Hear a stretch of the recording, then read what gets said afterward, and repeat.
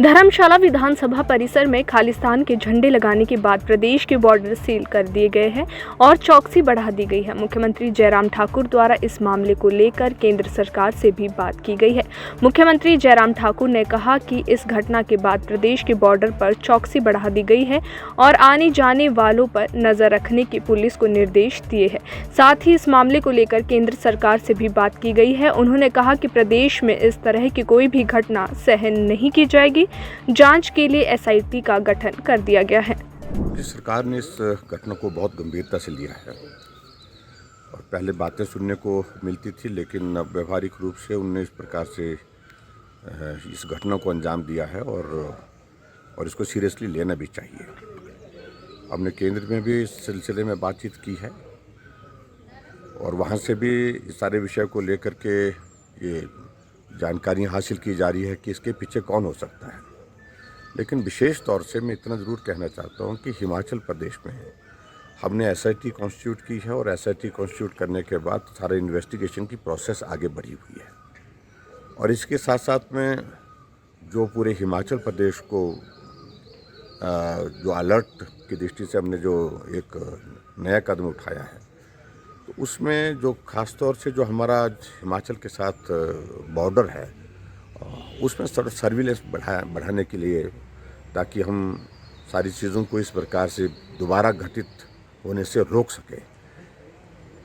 और इसके अलावा जहाँ भी हिमाचल प्रदेश में जो हमारा इंटरनल जो हमारा सिक्योरिटी का और सिक्योरिटी के साथ साथ में इंटेलिजेंस का इनपुट हमको ज़्यादा मिले, जल्दी मिले, और इस सारी बात को लेकर के हमने पुलिस डिपार्टमेंट को कहा है कि अलर्ट होकर के हमको काम करने की आवश्यकता है, ताकि दूसरी बार ऐसी घटना घटित ना हो और हमारे समाज के बीच में इस प्रकार के माहौल को ख़राब करने के लिए कोई हिम्मत ना करे। लेकिन अब देखिए, अभी तक मैं बहुत ज़्यादा उसमें डिटेल देने की स्थिति में नहीं हूँ, लेकिन मैं इतना ज़रूर कहना चाहता हूँ कि हमारी इन्वेस्टिगेशन की प्रोसेस तेज़ी से आगे बढ़ रही है। फिलहाल तो हमने जो एसआईटी कॉन्स्टिट्यूट की है तो वो बेहतर ढंग से कतई भी बख्शा नहीं जाएगा। मैंने कह दिया कि एक तो हमने जो पुलिस का जो पेपर लीक होने का जो विषय आया था कांस्टेबल की भर्ती का, तो उसके लिए एसआईटी कॉन्स्टिट्यूट करने के पश्चात हमने पहले तो एक ही निर्णय किया है सीधी, क्योंकि सरकार की मंशा बड़ी साफ है।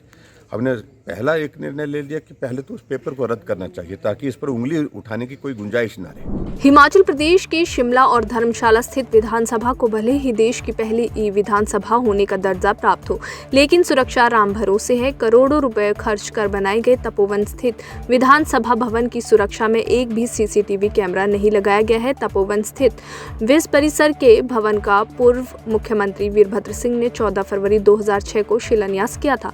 यहाँ का जिम्मा भी मात्र 4 पुलिस कांस्टेबल और 1 सब इंस्पेक्टर के हवाले है। खालिस्तान के झंडे लगाने के बाद अब पुलिस की सुरक्षा में बड़ी चूक सामने आ रही है। साथ ही पुलिस खाली हाथ महसूस हो रही है। शनिवार रात को विधानसभा परिसर के मुख्य गेट पर ना तो सीसीटीवी था और ना ही वहां कोई सुरक्षा गार्ड तैनात था।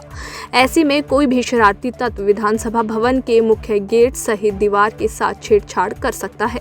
हैरानी की बात यह है कि पुलिस प्रशासन आम लोगों और दुकानदारों को अपने घरों व दुकानों आदि में सीसीटीवी कैमरे लगाने के लिए जागरूक करता रहता है, लेकिन लोकतंत्र के मंदिर विधानसभा परिसर में ही सीसीटीवी कैमरे लगाना भूल गया। जिस विधानसभा परिसर में प्रदेश हित के लिए नियम और लोगों की सुरक्षा व्यवस्था के लिए कानून बनते हैं, वहीं विधानसभा सदन सुरक्षित नहीं है। बता दें कि तपोवन विधानसभा भवन में सरकार शीतकालीन सत्र का आयोजन हर वर्ष दिसंबर जनवरी में करती है। इस दौरान विधानसभा परिसर के चप्पे चप्पे पर पुलिस का पहरा और सीसीटीवी कैमरों की निगरानी रहती है, लेकिन विधानसभा सत्र खत्म होते ही ये सारा तामझाम भी मानवीयों के साथ ही गायब हो जाता है। उधर पुलिस अधीक्षक डॉक्टर खुशहाल शर्मा ने कहा कि जांच की जा रही है कि किसने ये किया है। अन्य जगह लगे सीसीटीवी की फुटेज भी खंगाली जा रही है। विधानसभा परिसर में सीसीटीवी लगाने का प्रस्ताव था, लेकिन ये अभी तक नहीं लगे हैं। सर, आज जो है धर्मशाला विधानसभा परिसर में जो है खालिस्तान के झंडे लगाए गए और नारे स्लोगन भी लगाए गए हैं। किस तरह इस सारे मामले को देखते हैं और क्या कुछ कहेंगे इसको लेकर? ये आज सुबह अर्ली मॉर्निंग हमारे संज्ञान में आया है मामला, और किसी शरारती तत्वों ने ये जो है रात को मिडनाइट में या अर्ली मॉर्निंग से पहले शायद ये, क्योंकि रोड है यहाँ पे, किनारे की जगह है, आसपास में आबादी नहीं है और इसकी वजह से इसका मुख्य फ़ायदा उठा करके ये कृत्य किया है। तो हम इसमें कार्रवाई कर रहे हैं और जांच कर रहे हैं और जो भी कानूनी कार्रवाई है अमल में लाई जाएगी। किन लोगों के खिलाफ मामला दर्ज किया गया? नहीं, मामला देखो, अभी तो मामला अगर पता होता तब तो फिर कौन लोग हैं फिर तो कोई इशू नहीं था। अभी ये जांच का विषय है, जो भी लोग होंगे उनको हम सलाखों के पीछे। खालिस्तानी समर्थक हैं कुन्नू, वो काफ़ी समय से धमकियां भी दे रहे थे और इस बाबत वो कह भी रहे थे। आज भी उनका एक मेल आया है, उन्होंने फ़ोटो भी जारी किए हैं। नहीं, अवश्य ये उनके जो यहाँ पे आपको पता है समर्थक यहाँ पे हैं लोग, तो उन्हीं में से किसी व्यक्ति का कृत्य हो सकता है, तो हम इसमें जांच करें। देखिए, सबसे पहले जानकारी मुझे अपने सब इंस्पेक्टर के थ्रू, वह एक हमारे जानकार हैं, उनका नाम मैं लेना नहीं चाहूँगी, तो उन्होंने मेरे को फ़ोन पे इस बात की जानकारी दी थी। जितने को हम पहुँचे उतने को यहाँ पे हमारे चौकी इंचार्ज नारायण सिंह और उनकी टीम मौजूद थी। SHO धर्मशाला भी आ गए थे। मूलतः रूप से ऐसा लग रहा है कि जो पब्लिक प्रॉपर्टी है उसको डिसफिगर किया गया है और किसने किया है वो जांच का विषय है। तो इसमें इस समय हम HP public property disfigurement act 1985 के तहत ही कार्रवाई अमल में लाएंगे। जिस तरह की ये घटना घटी है, यहाँ पर खालिस्तान के झंडे लगाए गए हैं, दीवारों पे स्लोगन लिखे गए हैं, कहीं ना कहीं सुरक्षा में भी इसको चूक जो है वो माना जा रहा है। देखिए, कई तरह के इसमें मत हम बना सकते हैं, लेकिन एक बारी हम इन्वेस्टिगेशन पूरी कर दें, उसके उपरांत ही हमें पता चलेगा कि कोई हमारे लोकल थे कि बाहर से आए थे। इस समय मैं इस बारे में आपको कुछ भी नहीं बता पाऊँगी। जैसा कि क्योंकि ये डिस्ट्रिक्ट हेडक्वार्टर है और विधानसभा परिसर भी है, इतनी भारी सुरक्षा होते हुए, पुलिस होते हुए भी इस तरह की घटना को किस तरह देखते हैं आप? ये हमारे लिए एक तरह से वेकअप कॉल है, ताकि हम अपने सिस्टम्स को और चुस्त और दुरुस्त कर सकें। तो मैं इसको एक तरह से लर्निंग एक्सपीरियंस ही बोलूँगी कि हमें और मुस्तैदी से अपने कार्य करने चाहिए। दिल्ली स्थित एम्स में उपचाराधीन पूर्व केंद्रीय राज्य मंत्री पंडित सुखराम को दिल का दौरा पड़ा है। उनकी हालत नाजुक बताई जा रही है।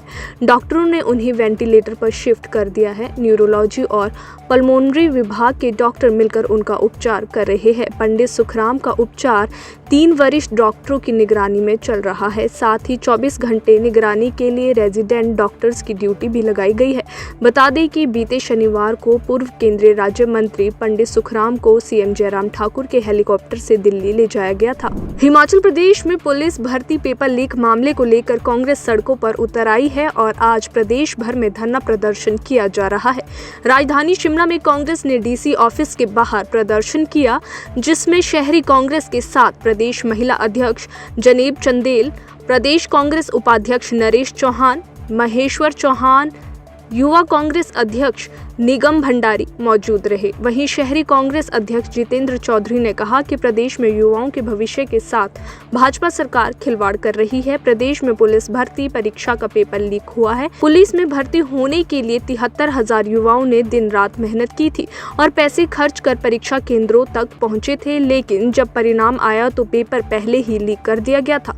इस सरकार ने युवाओं की मेहनत पर पानी फेर दिया है। इसके अलावा उन्होंने सरकार को हर मोर्चे पर फेल बताया।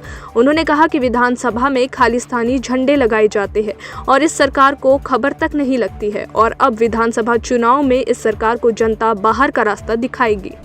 देखिए, प्रदेश कांग्रेस कमेटी के आह्वान पर हमारे जितने भी ब्लॉक हैं, जिला जितने भी जिला हैं, वहाँ जो भर्ती घोटाला हुआ है उसको लेके धरना प्रदर्शन किया जा रहा है। जैसा कि आपको मालूम ही है, मार्च में ये जो एग्जाम है ये हुआ था और लगभग 73,000 युवाओं ने जो ये एग्जाम दिया था और लोग अपनी जेब से, जो युवा हैं, पैसे खर्च के दूर दूर एग्जामिनेशन सेंटर थे, पैसा खर्च के गए थे और उसके बाद जब भर्ती प्रक्रिया का कार्य शुरू हुआ, ये घोटाला उजागर हुआ और ये जो घोटाला है ये 73,000 युवाओं के साथ धोखा है, हिमाचल की जनता के साथ धोखा है और ये जो सरकार है ये हर स्तर पे इसका फेलियर रहा है। आप चाहे भर्ती घोटाला देख लीजिए, अभी पिछले कल ही आपने देखा होगा, विधानसभा भी सुरक्षित नहीं है हिमाचल प्रदेश में। वहां भी खालिस्तान के गैर जो देश विरोधी ताकतें हैं उन्होंने आके गेट पे झंडे लगा दिए और वॉल राइटिंग तक कर दी अब वो जो वॉल राइटिंग हुई है, आप खुद देखिए उसमें कितना टाइम लगा होगा। और बड़ी हैरानी की बात है, क्या सुरक्षा व्यवस्था थी वहां पे। और ये जो बेरोजगारी हिमाचल प्रदेश में बढ़ती जा रही है, लोग बेरोजगार हैं, हर वर्ग परेशान है, लोग महंगाई से परेशान हैं, बेरोजगारी से परेशान हैं, किसान परेशान हैं। ये जो सरकार है, इस सरकार का हर जगह फेलियर है। आने वाले समय में जनता जो है इनको सबक सिखाने के पूरे मूड में है। आप कहीं भी देख लीजिए, किसी भी स्तर पे देख लीजिए, इस सरकार का हर स्तर पे फेलियर है। और हम इस सरकार को आगाह करना चाहते हैं कि अभी तो चलो इनके जाने का वक्त आ गया, पर हम इन्हें आगाह करना चाहते हैं कि जो इस तरह के घोटाले और जो इस तरह के सिक्योरिटी फेलियर और ये जो डबल इंजन सरकार है, महंगाई की सरकार है, बेरोजगारी की सरकार है, इस सरकार से निपटने के लिए कांग्रेस तैयार है। हम जगह जगह धरना प्रदर्शन करेंगे और जगह जगह इस सरकार को जगाने की कोशिश करेंगे। हिमाचल प्रदेश पुलिस कांस्टेबल की भर्ती के लिए लिखित परीक्षा का प्रश्न पत्र लीक होने के मामले में रविवार को 4 व्यक्तियों को गिरफ्तार किया गया है। वहीं इस मामले में अब तक कुल 13 लोगों को गिरफ्तार किया जा चुका है। डीजीपी संजय कुंडू के अनुसार रविवार को गिरफ्तार किए गए 4 आरोपियों में पंजाब के विजय किशोर और दिल्ली के नरेंद्र कुमार भी शामिल है। इन दोनों के अलावा कांगड़ा जिले के विशाल और ऊना निवासी विपिन को भी रविवार को गिरफ्तार किया गया है। पुलिस के अनुसार विशेष जांच दल वैज्ञानिक और पेशेवर तरीके से मामले की जांच कर रही है। रविवार को पकड़े गए आरोपियों में 2 देव भराड़ी के रहने वाले हैं। दोनों का नाम विशाल कुमार और पवन कुमार है। इनके अलावा तीसरा नितेश कुमार फतेहपुर तहसील का रहने वाला है। धर्मशाला विधानसभा परिसर में खालिस्तानी झंडे मामले पर आम आदमी पार्टी ने बीजेपी सरकार पर निशाना साधा है। पार्टी के प्रदेश प्रवक्ता गौरव शर्मा ने जयराम सरकार को प्रदेश की सुरक्षा व्यवस्था पर राजनीति न करने की सलाह दी है। उन्होंने तंज कसते हुए कहा कि सरकार के मंत्री मौज मस्ती छोड़कर प्रदेश हित में कार्य करें। गौरव शर्मा ने कहा कि प्रदेश की सुरक्षा के मामले में भाजपा को राजनीति नहीं करनी चाहिए, अपितु उन्हें सरकार के आला अधिकारियों को तुरंत आरोपियों को पकड़ने के लिए नकेल कसनी चाहिए। प्रदेश सरकार को अधिकारियों की जनता के प्रति जवाबदेही को सुनिश्चित करना चाहिए। आम आदमी पार्टी पूछना चाहती है कि अगर सब आम जनता ने ही करना है तो मंत्री क्या सिर्फ सरकार में मौज मस्ती के लिए बैठे हैं और ऐसे उलझुल बयान के लिए है, जिससे प्रदेश की जनता अब अपने आप को असहाय महसूस कर रही है और उन्हें अपनी सुरक्षा की चिंता दिन रात सताई जा रही है।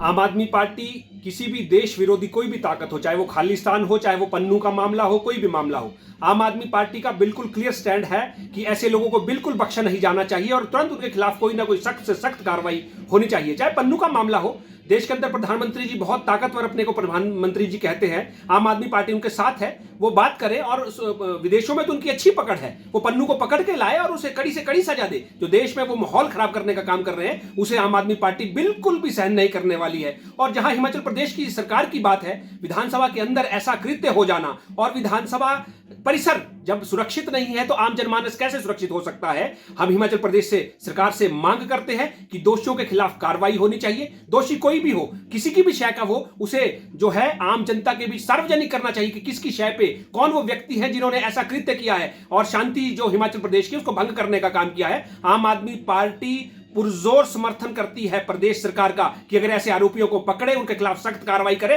तो उनके साथ खड़े हैं। और उनके जो मंत्री प्रदेश सरकार के वो हास्य पर बयान दे रहे हैं कि दिन के उजाले में आए, रात के अंधेरे में ना आए, और ऐसी बयानबाजी से मंत्रियों को बचना चाहिए। क्या वो नाच गाने के लिए मंत्री बने? अगर उन्हें आम जनमानस से ही पूछना है कि क्या करना चाहिए, किस पे कार्रवाई करनी चाहिए, तो उन्हें मंत्री रहने का भी कोई हक नहीं है। सरकार इस पे भी अपना स्पष्टीकरण दे और अपने मंत्री को कहे कि ऐसी उलझुल बयानबाजी वो प्रदेश हित में ना करे, क्योंकि जो ये मामला है ये प्रदेश की जनता की सुरक्षा का मामला है। और ऐसी बयानबाजी से वो असहज महसूस करते हैं, वो ये महसूस करते हैं कि हमने किन लोगों को चुन के भेजा है, आखिरकार उनकी जो अपनी निजी सुरक्षा है वो खतरे में है। तो आम आदमी पार्टी ऐसे किसी भी कृत्य के खिलाफ है, चाहे वो खालिस्तान है, चाहे वो पन्नू हो, चाहे कोई और मामला हो। हम जो है पुरजोर उनका जो है विरोध करते हैं, उनके खिलाफ सख्त कार्रवाई की मांग करते हैं। और अगर जल्द सरकार ने कोई ऐसा फैसला नहीं लिया तो हम सड़कों पर उतरने के लिए तैयार है, लेकिन ऐसे लोगों को हम बख्शने वाले नहीं है। हिमाचल प्रदेश की दूसरी राजधानी धर्मशाला स्थित विधानसभा परिसर के मुख्य द्वार पर खालिस्तान के झंडे लगने के मामले में धर्मशाला ब्लॉक कांग्रेस ने शहीद स्मारक धर्मशाला के गेट के बाहर गुरपतवंत पन्नू का पुतला जलाया व साथ ही खालिस्तान मुर्दाबाद के नारे लगाते हुए कड़ा आक्रोश जताया है। इस पूरे प्रकरण में प्रदेश की सत्तासीन भाजपा सरकार और सुरक्षा एजेंसियों की कार्यप्रणाली पर सवाल उठे हैं। ब्लॉक कांग्रेस ने पुतला जलाते हुए इस तरह की घटनाओं को कतई भी बर्दाश्त न करने की बात कही है। ब्लॉक कांग्रेस अध्यक्ष विनीत धीमान ने कहा कि पंजाब के दिन प्रतिदिन खराब होते हालातों पर केंद्र सरकार को कड़ा संज्ञान लेना चाहिए, लेकिन केंद्र सरकार इन हालातों पर अंकुश लगाने में न जाने क्यों लापरवाही बरत रही है। पंजाब में सुलग रही खालिस्तान की आग अब हिमाचल प्रदेश में भी पहुंच गई है। आतंकवादी संगठन सिख फॉर जस्टिस के नेता गुरपतवंत सिंह पन्नू ने यहां तक बयान दे दिया है कि हिमाचल प्रदेश के कई हिस्से भी खालिस्तान में शामिल होंगे। उन्होंने कहा कि हिमाचल प्रदेश के लोग प्रदेश और देश की अखंडता के लिए किसी भी गीदड़ भवकी से डरने वाले नहीं हैं। इसकी वजह साफ है, हिमाचल की शांति को भंग करने का प्रयास किया जा रहा है। हिमाचल में खालिस्तान के नारे लगाने की कोशिश की जा रही है। हिमाचल की जनता देवभूमि हिमाचल की जो है वो इस देवभूमि को शर्मसार करने का प्रयास किया जा रहा है। कांग्रेस पार्टी इसका पुरजोर से विरोध करती है। इसके कई कारण हो सकते हैं। मुझे तो सरकार की मंशा पर भी संशय होता है। अभी हाल ही में पेपर लीक मामला हो, चाहे पुलिस भर्ती का मामला हो, हर जगह ये फेल नज़र आ रही है। कांग्रेस पार्टी हमारी जो आदरणीय प्रधानमंत्री श्रीमती इंदिरा गांधी जी ने इसमें खालिस्तान के लिए ही अपनी शहीदी दी थी। तो भारत देश एक अखंड, कांग्रेस पार्टी ने एक अखंड भारत देश का सपना देखा था और इस भारत देश की अखंडता और प्रभुत्ता को बनाए रखने के लिए कांग्रेस पार्टी पुरजोर प्रयास में रहती है। पन्नू जी का पुतला जलाया गया है, वो ये सिख मुहिम है कोई खालिस्तान के लिए, उसका संचालक है। हमारी ओर से सरकार से, सेंटर की सरकार हो चाहे हिमाचल की सरकार हो, इनसे ये दरख्वास्त है कि इन सारी चीज़ों को जो है वो ट्रेस आउट करके जल्द से जल्द इसके ऊपर कार्रवाई की जाए। सरकार की पकड़ ही नहीं है, उनको ऐसे सोई हुई सरकार है। कभी भी कोई भी हादसा, चाहे आप पेपर लीक का मामला देख लो, चाहे अभी ये पुलिस की भर्ती, हमारे नौजवान साथी बेचारे आगे ही बेरोजगारी का हाल ख़राब है। इस सरकार में जो महंगाई है वो चरम सीमा पे है। कई कारण हैं इसके, फिर भी ये सरकार जो है वो मेरी हर प्रकार से विफल सरकार। अखिल भारतीय विद्यार्थी परिषद की राष्ट्रीय कार्यकारी परिषद बैठक आने वाली 27, 28 व 29 मई को शिमला में होगी। बैठक में देश भर से अभाविप के राष्ट्रीय पदाधिकारी व राष्ट्रीय कार्यकारिणी के सदस्य भाग लेंगे। एबीवीपी हिमाचल प्रदेश के प्रदेश मंत्री विशाल वर्मा ने बताया कि हिमाचल में वर्ष 1982 के बाद 40 वर्षों के उपरांत शिमला में होने जा रहे हैं। अखिल भारतीय विद्यार्थी परिषद वर्ष में 2 बार अपनी राष्ट्रीय कार्यकारी परिषद की बैठक का आयोजन करती है। इस बैठक में देश भर से अभाविप के राष्ट्रीय पदाधिकारी व राष्ट्रीय कार्यकारिणी के सदस्य भाग लेते हैं। इस बैठक में देश भर से समसामयिक विषयों पर मंथन किया जाता है व आगामी योजना बनाई जाती है। आज की हमारी प्रेस वार्ता है तो हम देखते हैं कि अखिल भारतीय विद्यार्थी परिषद की आने वाले 27, 28, 29 मई को शिमला के अंदर एक राष्ट्रीय कार्यकारी परिषद की बैठक होने जा रही है। ये बहुत ही हर्ष का विषय है कि हम देखते हैं कि अंतिम बार इससे पहले जो हिमाचल प्रदेश के अंदर विद्यार्थी परिषद की राष्ट्रीय कार्यकारी बैठक हुई थी वो 1982 के अंदर हुई थी। लगभग 40 वर्षों के उपरांत, 40 वर्षों के लंबे अंतराल के बाद हिमाचल प्रदेश को एक बार पुनः राष्ट्रीय स्तर की इस राष्ट्रीय कार्यकारी बैठक को आयोजित करने का सौभाग्य प्राप्त हुआ है। और उस सौभाग्य को हम देखें कि लगभग अप्रैल महीने से ही शिमला शहर के अंदर विद्यार्थी परिषद के कार्यकर्ताओं ने इस एनईसी की बैठक को लेकर तैयारियां शुरू कर दी है। इस बैठक को लेकर हिमाचल प्रदेश के शिमला शहर के 200 कार्यकर्ता इसकी तैयारियां, चाहे वो यातायात व्यवस्था हो, उन देश भर से आने वाले प्रतिनिधियों के लिए, चाहे वो उनके ठहरने की व्यवस्था हो या फिर उनके लिए कार्यक्रम की व्यवस्था हो, ऐसे विभिन्न प्रकार की व्यवस्थाओं को बांटते हुए 200 कार्यकर्ता उन कार्यकर्ताओं के लिए, देश भर से आने वाले प्रतिनिधियों के सम्मान के लिए, उनकी उस बैठक के लिए लगे हुए हैं और पूरे कार्यकर्ताओं के अंदर एक उत्साह का वातावरण भी बना हुआ है। हम देखते हैं कि जब अखिल भारतीय विद्यार्थी परिषद की किसी भी बैठक, राष्ट्रीय बैठक के अंदर जब पूरे देश भर के कोने कोने से राष्ट्रीय स्तर के, राष्ट्रीय कार्यकारिणी के सदस्य पदाधिकारी जब एकत्रित होते हैं तो एक लघु भारत का दर्शन भी हमें देखने को मिलता है। हिमाचल में मौसम ने एक बार फिर से करवट बदली है। प्रदेश के कई हिस्सों में बारिश के साथ ओलावृष्टि हो रही है। शिमला में भी सोमवार को बारिश के साथ जमकर ओलावृष्टि हुई। शिमला शहर में आसमान में बादल छाए हुए थे और करीब 1 बजे बारिश होने के बाद ओलावृष्टि शुरू हो गई। बारिश और ओलावृष्टि होने से तापमान में भी काफ़ी कमी आई है, जिससे लोगों को गर्मी से राहत मिली है। खासकर बाहरी राज्यों से काफ़ी तादाद में पर्यटक गर्मी से राहत पाने के लिए शिमला पहुंचे हैं। बारिश होने से पर्यटकों को काफ़ी हद तक गर्मी से राहत मिली है। मौसम विभाग की ओर से शाम 5 बजे तक प्रदेश के कांगड़ा, मंडी, सिरमौर, कुल्लू, शिमला में बारिश और ओलावृष्टि को लेकर चेतावनी जारी की गई है। विभाग की ओर से 13 मई तक प्रदेश के मध्यवर्ती और ऊपरी क्षेत्रों में मौसम खराब रहने की संभावना जताई गई है। इस दौरान कुछ क्षेत्रों में भारी ओलावृष्टि की भी आशंका जताई गई है। ओलावृष्टि होने से फसलों को भी नुकसान हो सकता है। बीते दिनों की ऊपरी क्षेत्रों में हुई ओलावृष्टि से सेब और नकदी फसलों पर काफ़ी नुकसान हुआ था। वहीं दोबारा से ओलावृष्टि की चेतावनी जारी की गई है। भाई पैसे पूरे हो गए हैं, बहुत अच्छा मौसम है। अब तो ये है, अभी पहले तो मौसम थोड़ा गर्म था, अब बारिश हो गई है, बहुत अच्छा मौसम हो गया। बच्चे भी पूरा एंजॉय कर रहे हैं। शिमला हम कल तक रुकेंगे भैया। अभी प्रोग्राम बनाया नहीं है, बना रहे हैं। आज ही आए हैं हम, अभी बनाएंगे, कल तक जाएंगे, कहीं ना कहीं तो जरूर घूमने जाएंगे। हाँ, पहले शिमला आए हुए हैं। आए हैं? मेरा नाम है नवगीत, पंजाब से आए हैं। गर्मी से बहुत राहत मिली है। पंजाब में तो इस टाइम बहुत ज्यादा गर्मी है। मौसम तो बहुत सुहावना लग रहा है, पर जब बारिश आई तब थोड़ा मूड सा खराब हो गया। पैसे आए हैं? जी, मैं एडवोकेट वीरेंद्र पाल, पंजाब से, Punjab and Haryana high court से जो है शिमला आए थे टूरिज्म के लिए। हमारे फ्रेंड्स हमारे साथ हैं। तो कल तक, आज दोपहर तक मौसम बहुत ख़राब था, मगर आज दोपहर में जब बारिश हुई बहुत अच्छा मौसम हो गया। उसके बाद बहुत ठीक लग रहा है मौसम, लग रहा है। इस हिसाब से तो पंजाब में जाने का दिल नहीं कर रहा अभी तो मगर अपनी धरती अपनी होती है, जाना तो पड़ेगा।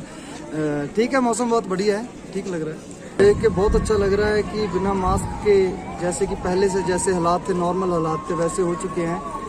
2 साल के बाद बहुत मिस किया लोगों ने टूरिज्म को। बहुत अच्छा लग रहा है, अभी बहुत बढ़िया है। सबसे ज़्यादा तो एक तो यही है कि माल रोड पे बहुत अच्छी रौनक है। पब्लिक एक दूसरे से घुल मिल रही है, अच्छा सहचार मिल रहा है, इधर बड़ी बढ़िया लग रहा है। दूसरा, इधर थोड़ा मार्केट का बहुत अच्छा है। इधर हर तरह का ब्रांड आपको मिल जाएगा, हर तरह की आपको चीज़ अवेलेबल मिल जाएगी। शॉपिंग के लिए बहुत अच्छा है इधर, सो बहुत बढ़िया है। और कहाँ देख रहे हैं, सोच रहे हैं कि कुफरी जाएं, उधर भी सुना है कि माहौल बहुत बढ़िया है। उधर टूरिस्ट प्लेस के लिए बहुत बढ़िया जो बना हुआ है, हाउस राइडिंग वगैरह बहुत कुछ है उधर, सो उसके लिए सोच रहे हैं कि उधर जाएं।